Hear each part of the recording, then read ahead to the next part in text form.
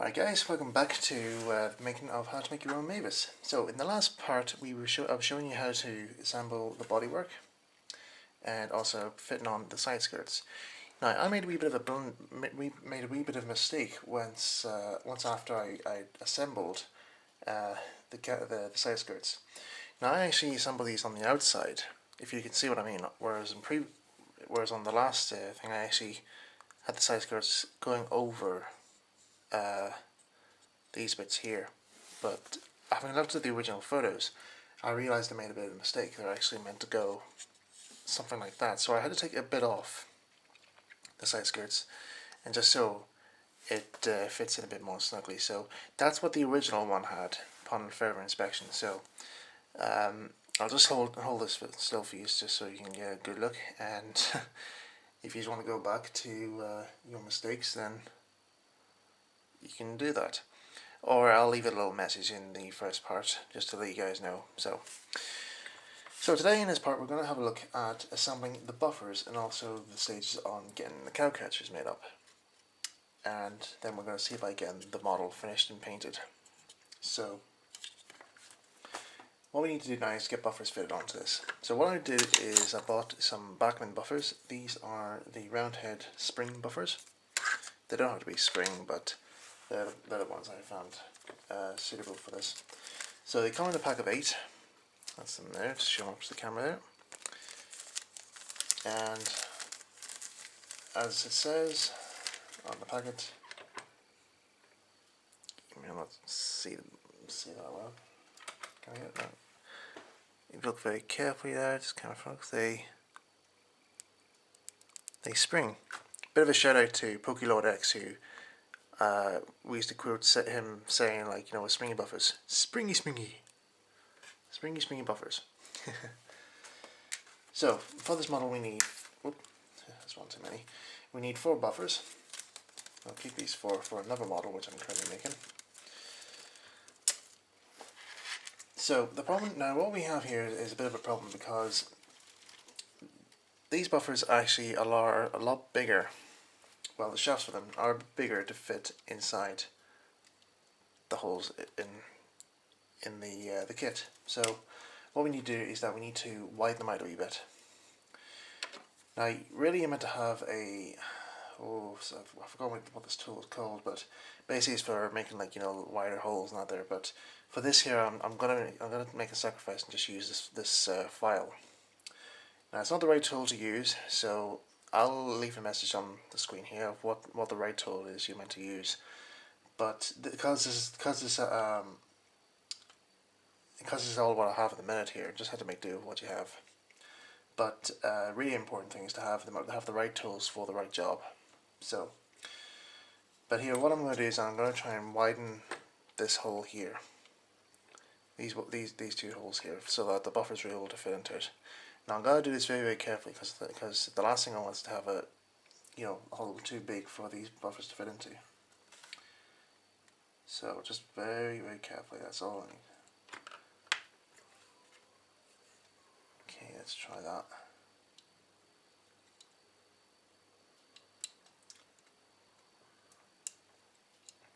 Nope, still too small.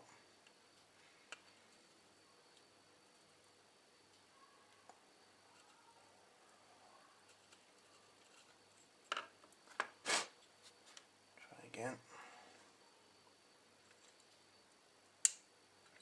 There we go. That's it. That's fitting it right. Right. Just make sure it's going in the right direction. It's a good push fit as well.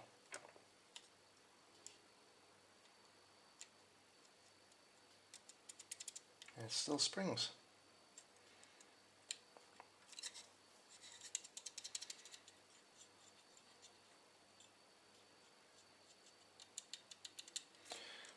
There we go, that's one buffer fitted.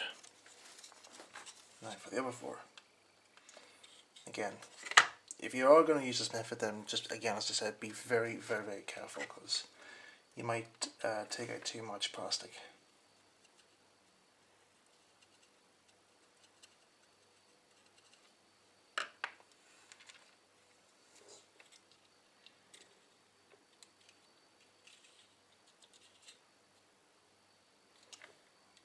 That's another one done.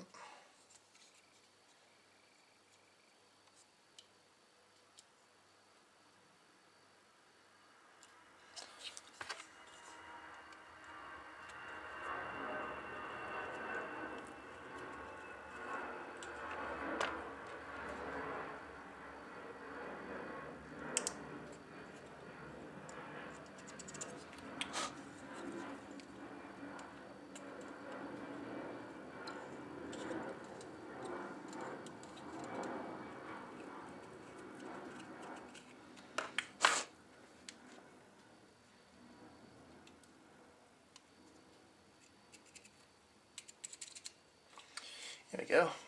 That's the buffers now fitted on.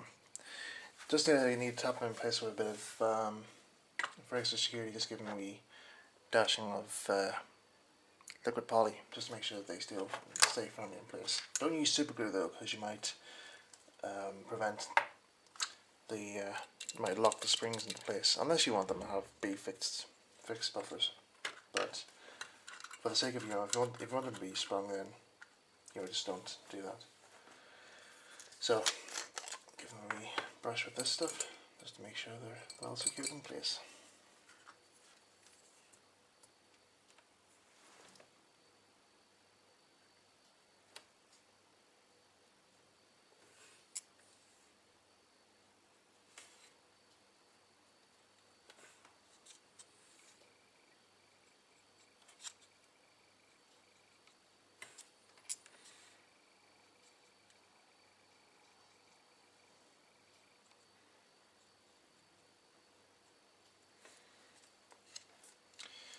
Right, so the next stage now comes the assembly of the Cowcatchers. Now I'm not going to put the Cowcatchers on first, but next here, because for this here I need to have to make up a certain rig for them to sit on, and also because the buffer beam needs to be painted as well, so need to get that done first. In fact, to talk about which here, there's a few holes showing up there, which I'll probably need to fill in. See, because if you want, the kit actually has a little hole here. You might not see it, it's just underneath where the coupling hole is, for if you want to have a coupling to come through. But we won't be needing that. So what I'm going to do is I'm going to cover it up, cover it with liquid poly, and hopefully it'll close in those wee gaps, so that we don't need to use that.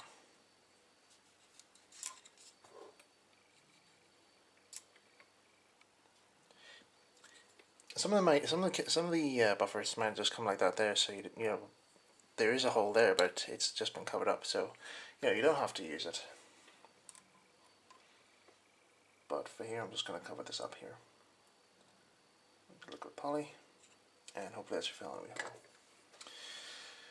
So for my Cowcatchers, what I'm going to be using is this ratio fencing, which is probably the same type used for the stations. Now instantly, just upon looking at it, you can actually see exactly where I'm going with this. Because this here is the right width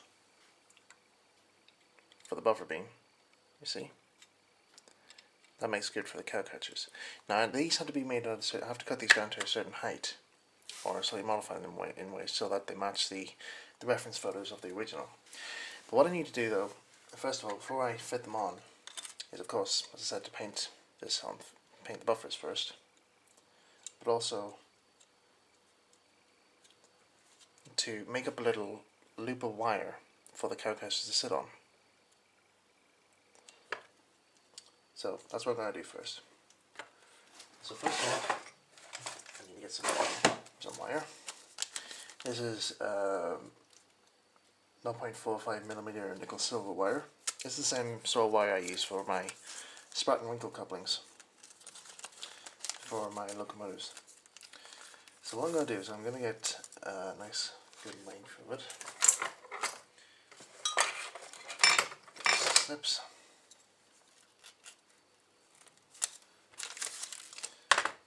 That way.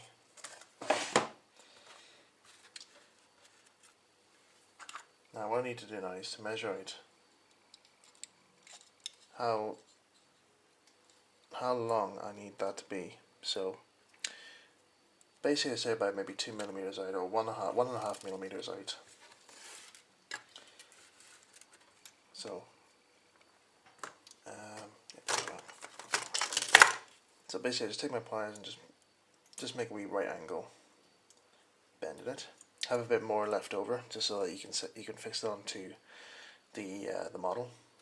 This is gonna fit underneath the side skirts, just for extra security. And once you got that bent, just fit that like the bottom like that there, and then just check to see where you see making the wee loop. Just do it like that there, and then just make a wee.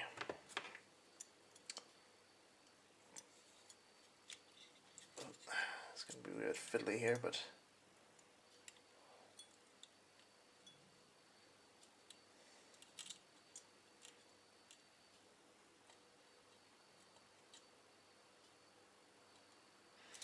Okay, that's it.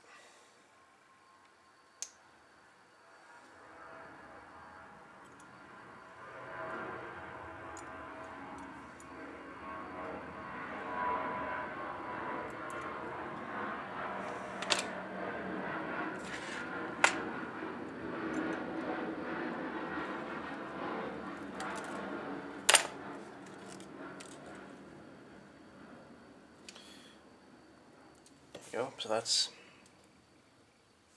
a wee loop for our Cowcatchers to sit on. So next just have to test fit into place. Oops.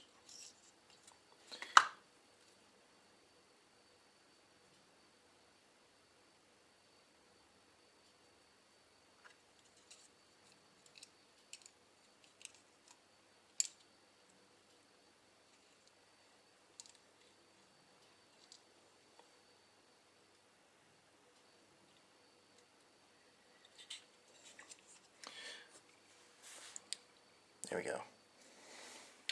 So all I need to do now is just glue that in place. Okay, just to make sure that you get a good hold, that wire stays in place, what I did is I actually rolled up a wee bit of blue tack or white tack and just basically just pressed the wire into that there, and also I coated the white tack with some super glue, so that'll make sure it gives it a really good strong hold and keeps it well in place.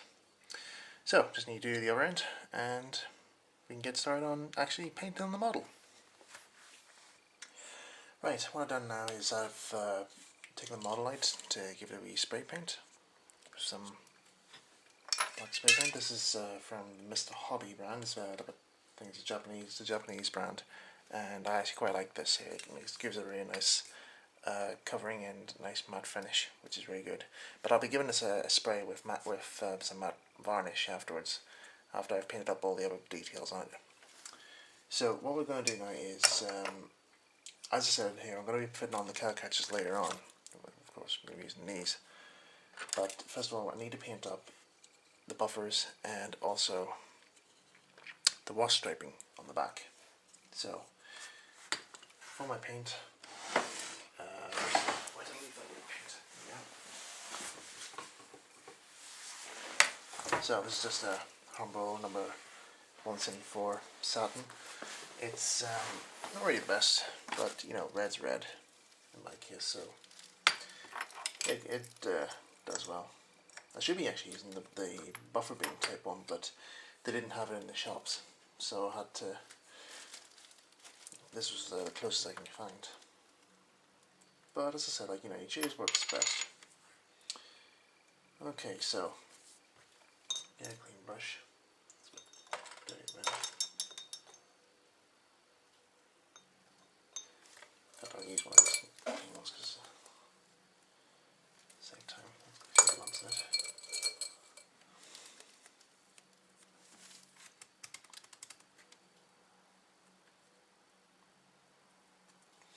That'll be alright. No, in fact, yeah, that one's better. That one's better. Okay, so just very simply, just paint it on. So I'll zoom you guys in so you can see what's going on.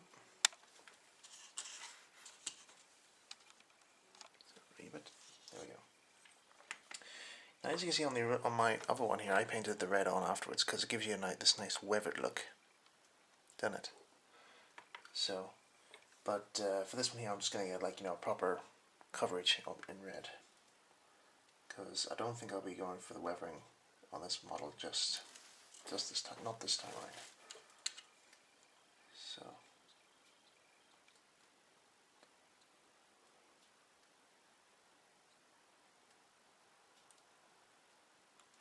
So once this first coat's been applied, I'll leave it for a few hours and then come back and do another coat.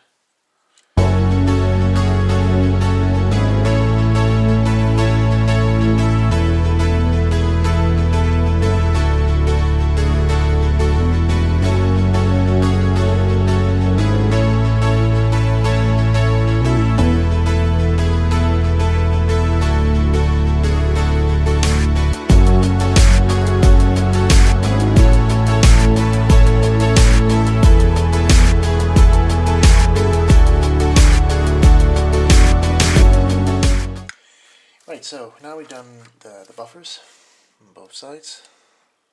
Next what we're going to do is that we're going to try and put on the wall stripes. Now this can be a very difficult task here if you're not careful, so there could be different methods that you want to use. You could always mask off the areas where you want to paint the yellow and just use an aerosol can to spray it like that, or you can just hand paint them. If you have a very steady hand, just do it very carefully. Now when I painted the wall stripes on Mavis years ago, some parts of them I masked off, others I just basically hand painted by hand. This next method I'm going to use is, well, I think it should work. Hopefully it should work here. If not, then I'll have to try something else. But what I'm going to use is I'm going to use one of these. This is a draftman's bow pen, and these are the sort of ones that architects would use for doing the drawings for houses and all that stuff. But modelers would often sometimes use these for lining their locomotives or coaches. So that's what I'm going to do for here. So what I've got here is I've got a pot of Humbrol yellow. Make sure it's well mixed.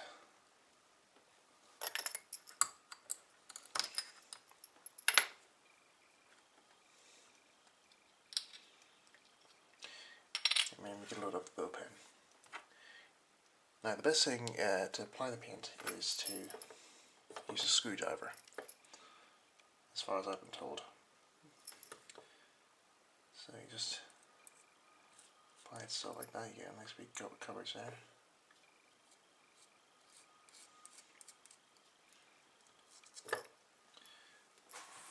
And you just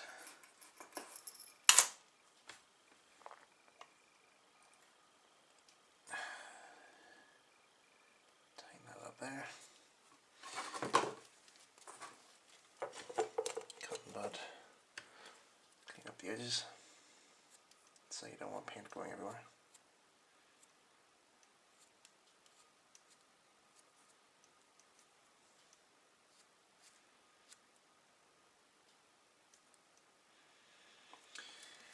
Now you can choose, hit the camera.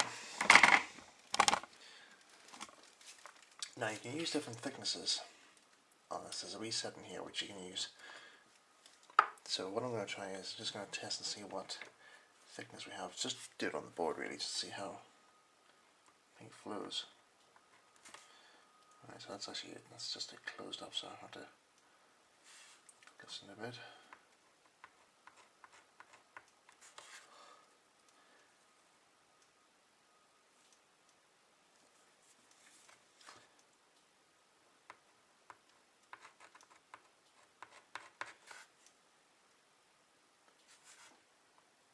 There we go. Might not see it there, but there's very fine lining showing. So if the more you turn this here, the more thicknesses your lines will become. So this is what I'm going to try and do for painting the wall strips. Also, make sure your hands are clean, because the last thing you want is to have yellow paint in areas around the model that you don't want paint showing. Right, so also don't forget that there's guides. See if the camera can pick this up. Okay, look a bit of light. You should see, yeah, there we go. You should see there's some wee linings. Tells you where it has to go. So here we go. Wish me luck.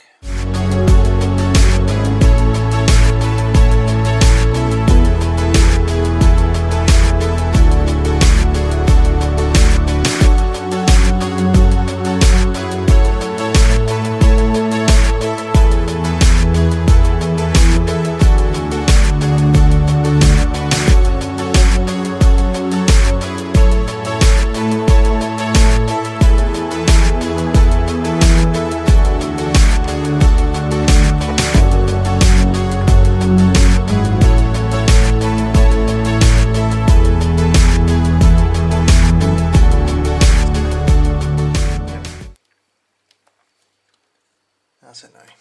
So I'd say that's probably an easier method of actually, painting these up quicker. This bow pen I got online for about $4.99. Not bad. Professional ones you're roughly looking about, I don't know, 50 or some quid for them.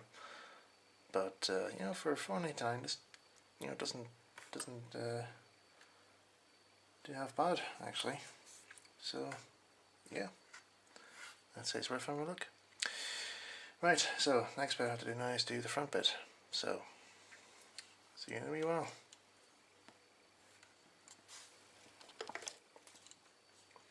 There we go. There's the front now done. And also the back as well. So, let the paint dry off now, and next thing we'll do is add on the Cowcatchers.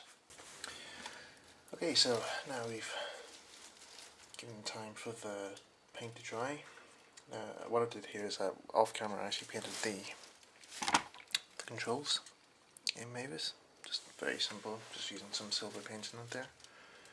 And so before we put the roof on, what we're going to do is we're going to put a driver in. Let's see, what did we do? Tweezers again. Where did they disappear off to? That's right, I don't need them just now. So yeah, here's a wee driver, and just get a wee bit of super glue just to hold them in place. There we go. Yeah.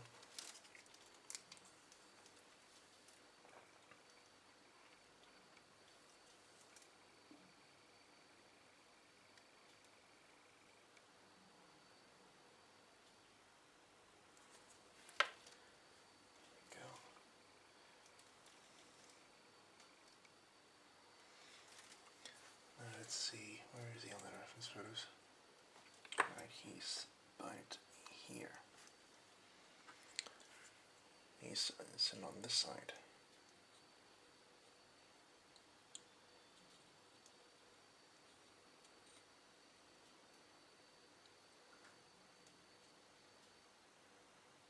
Just hold that in place until the blue sets.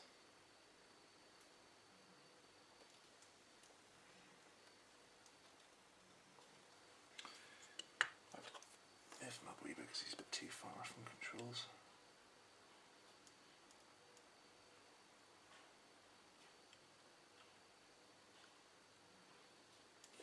There we go. So you just see him there in the cab.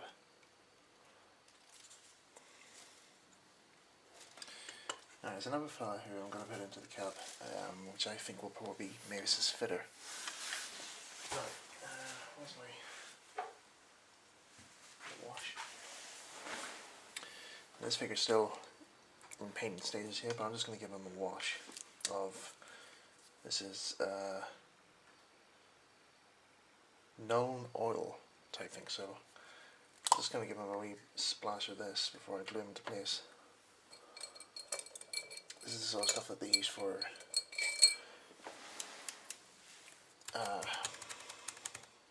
Warhammer figures, just for weathering. I actually use this stuff as well for weathering my logos and that there. And yeah, I find this stuff to be quite cool, quite good to use. So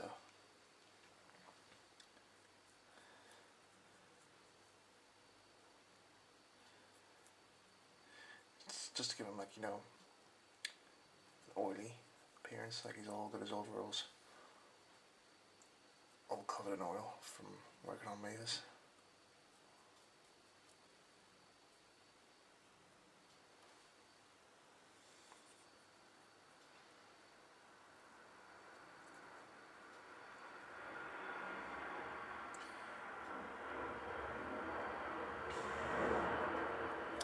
What this stuff also does is it also brings up the fine details that the figure has. If I can get the camera focused on that properly.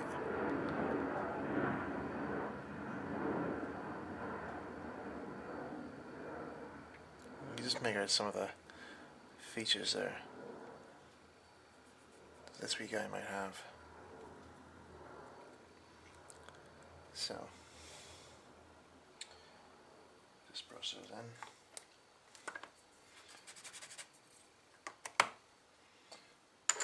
One side, clean that brush, clean that patch up.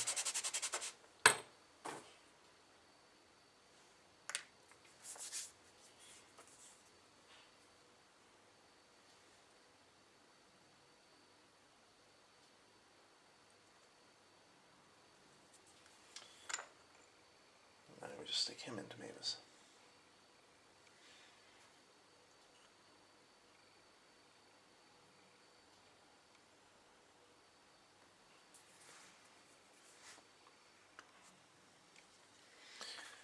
So there we go.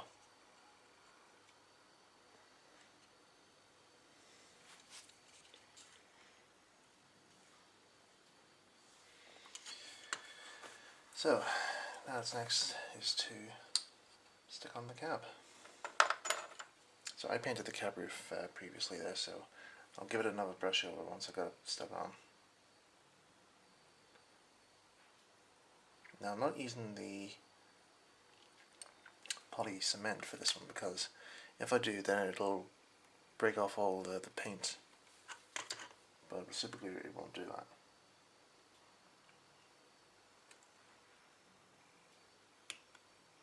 There we go, just making sure it's nicely in place.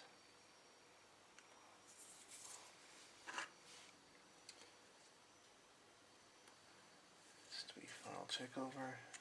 Yeah, as I said, there's a few points of paint there which I still need to paint on it, but we'll work on that in a wee while.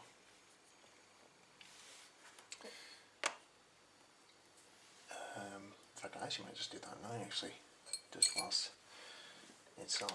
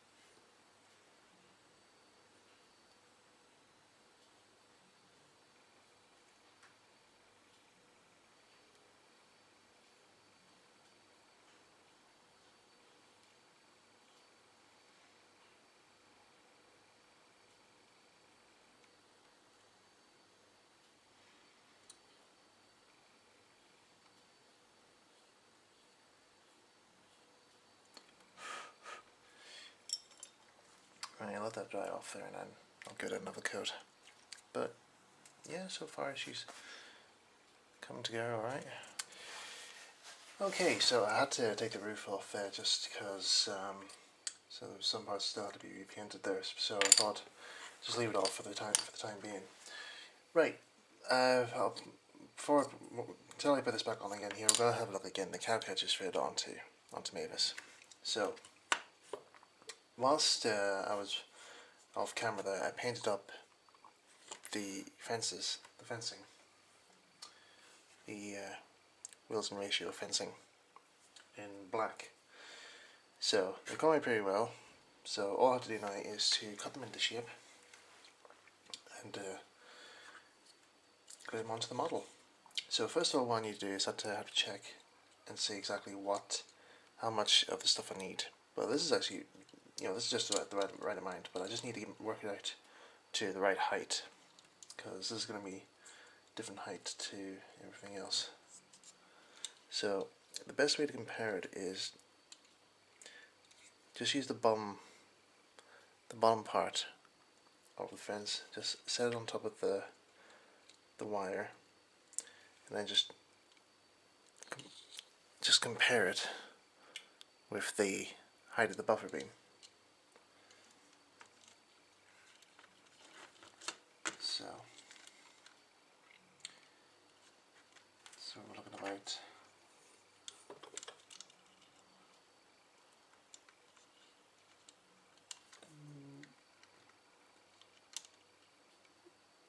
that much. Right, so I just trimmed down the fencing to the right size for the Cowcatchers. So now what I do now is just test them to see what they're like. Oops. Now you have to be very delicate because these here will break very easily there, so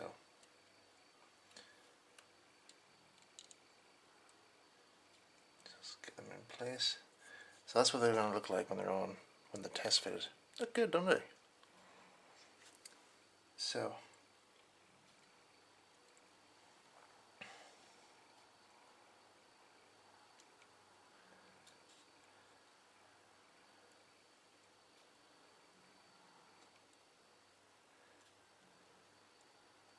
that there sorted. Now what we need to do now is to glue them on.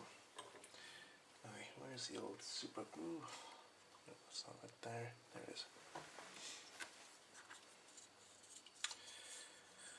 Okay, so just glue it on the wire first.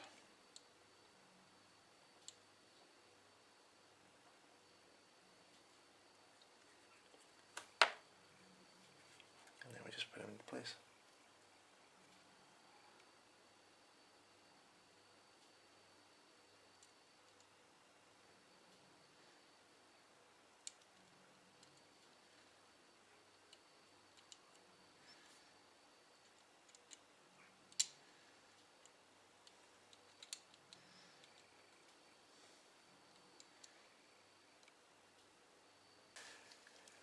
Okay, so now we've got the Cowcatchers now fitted on both the back and the front. There's a wee bit of whiteness showing from the glue, but I'll paint that over with the black later on.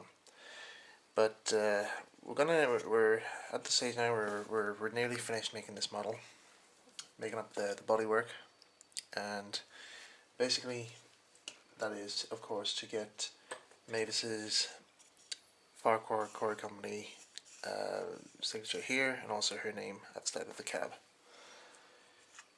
Now, a friend of mine very kindly made up some waterslide decals for me for this model. I measured them up so that they would fit the model, and he very kindly printed me out some copies, just in case if I need some for spare. And they seem to work very well. Let's see. I just there, and should have a better ruler than that one there. Let me see.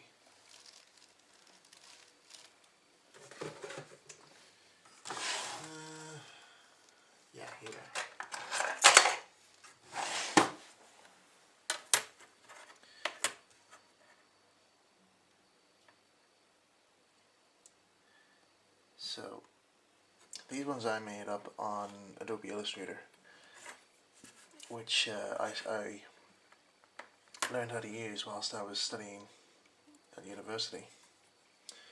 And this gives you like some really good high definition artwork, or in this case, good labeling. So that's one side, tidy that side.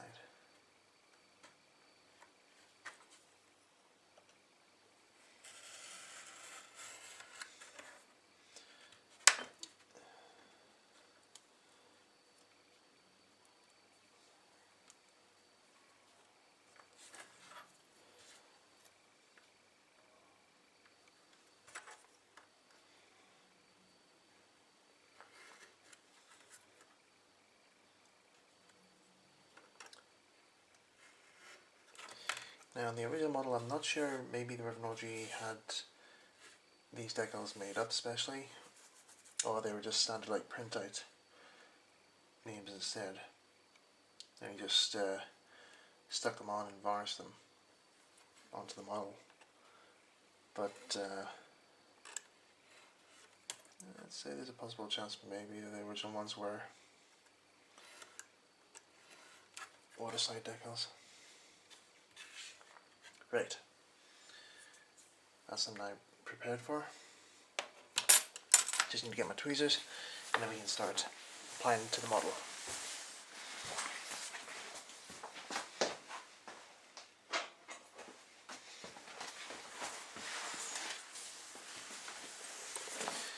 Okay, for waterside decals there, just need a jar of water. I'll do these ones first because that would be the tough ones to do. Ooh. Drop them there. Now it's also important here, if you're ever making your own decals, I explained this in another video, is that if you print them out onto the decal paper, make sure you spray them with a couple of coats of matte varnish. Because if you don't do that, then once you dip these into the water, the ink and all will just smudge right off, as it's just not waterproof. Okay, so just lay it down like that there. Zoom the camera in there for you guys to see. Right, need a clean brush now for this one.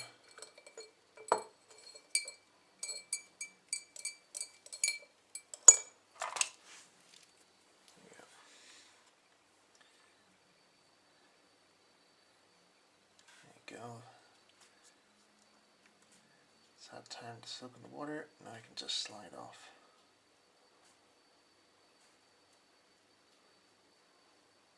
Like so. Just get it all the way off the paper. I'll just tie it up in a wee second, just get it off the paper first.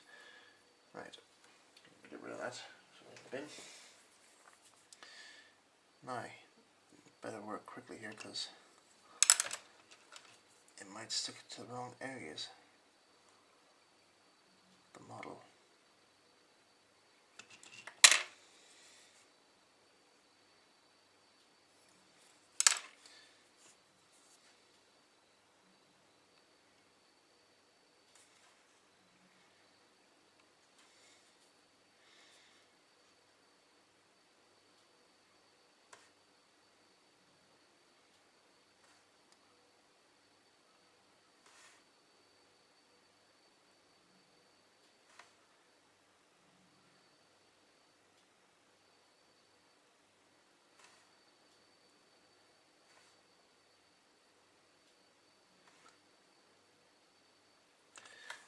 Okay, just check it's all even. Yep, all looks good. Right, now for cab name.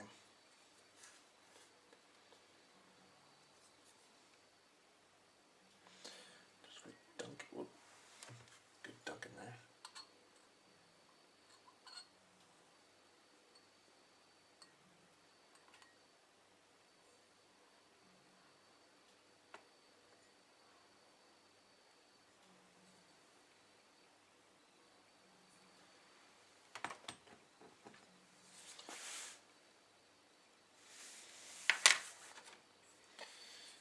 It may look a bit...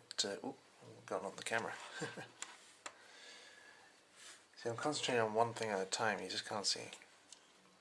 There you go, just has the side logo on there. I'll just do the cab side one.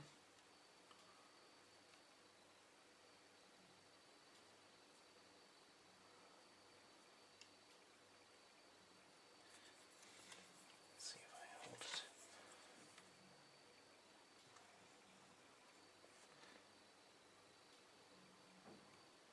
Good. Use the brush, just work it in place. In fact, just use the tweezers. There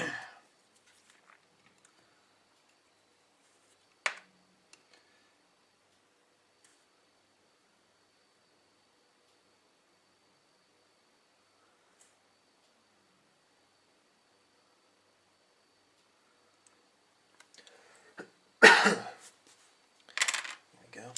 Now there's a bit of a white outline there, but I'll paint some black around that there, just to hide it in. And once that's done, I'll give the whole model a coating of varnish.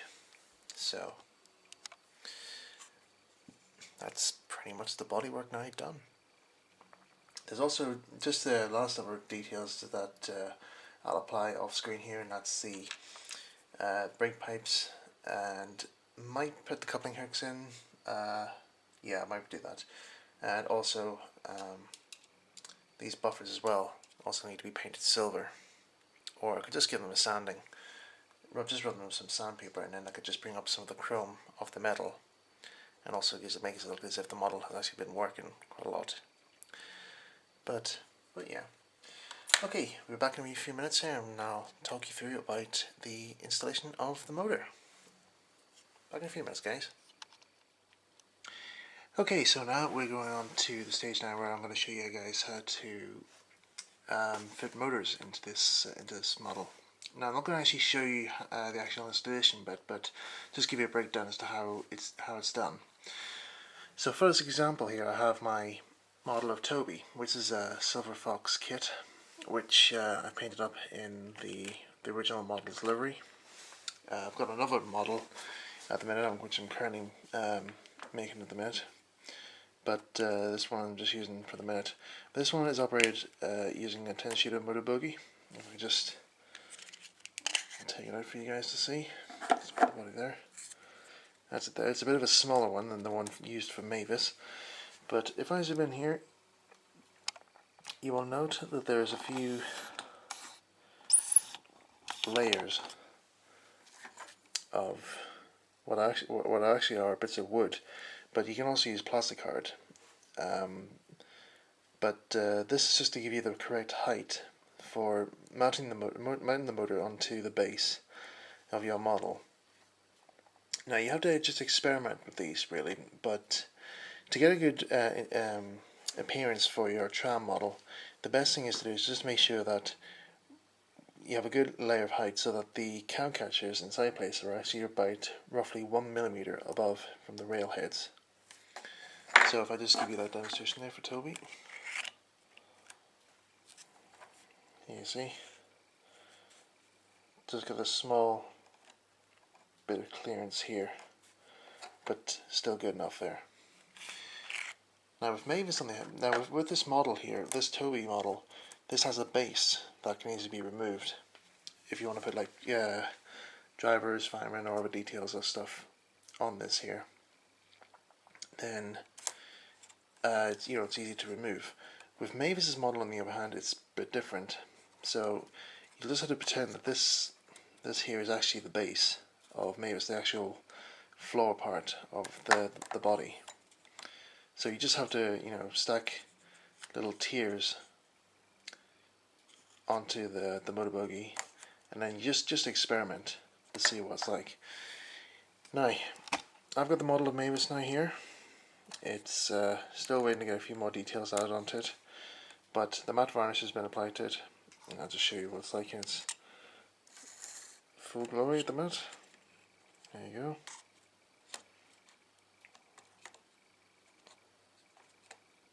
Looks nice, doesn't it? So that's pretty much my video showing you guys how to make your own Mavis. If you have any questions, feel free to ask, and you know, if you have a go at building this model yourself, feel free to share your progress on it, and if you need any advice and all along the way, I'll be happy to give you a hand if needed. Right, so I haven't actually got a motor fitted into this one because I'm currently waiting on a motor in the post, so might as well try with this one. Now, this is going to be a bit of something for the wheel tappers too, or the rivet counters out there. They're saying, oh, it's not the right height. Well, it's really just an excuse just to see this model running, because I mean, that's what you guys want to see, really. So, there we go. As you can see, it's a bit too far higher up off the ground, but will not matter with that. So anyway, let's see this model running.